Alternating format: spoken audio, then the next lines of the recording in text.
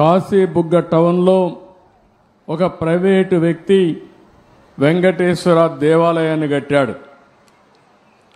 అక్కడి నుంచి కార్తీక మాసం ఈరోజు చాలామంది అక్కడ దర్శనానికి వెళ్ళిపోయారు.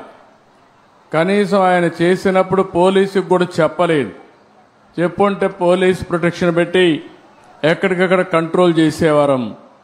అది చేయని దానివల్ల 9 మంది తొక్కిడికి గురయ్యి చనిపోయే పరిస్థితికి వచ్చారు.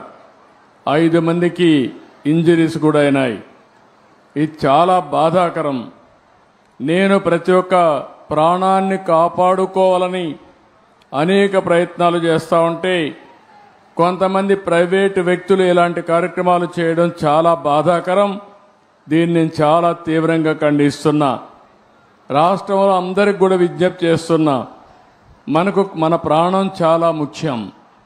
ప్రాణాలు కాపాడుకోవాలంటే మనం కూడా ఒక బాధ్యతగా ఉంటే తప్ప ఓసారి వెళ్ళిపోవడం, ఎక్కువ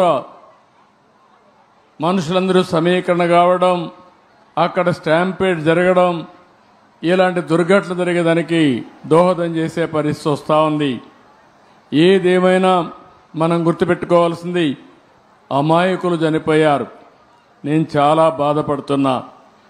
అందుకని ఈ దుర్ఘటన పట్ల చాలా సీరియస్గా తీసుకుంటూ ఎవరైతే దానికి కారకులో వాళ్ళందరినీ కూడా ఇమ్మీడియట్గా కస్టడీలో తీసుకుని పూర్తి విచారణ చేసి తర్వాత ఏం చేయాలో తదుపరి చర్యలు చేపడతాం.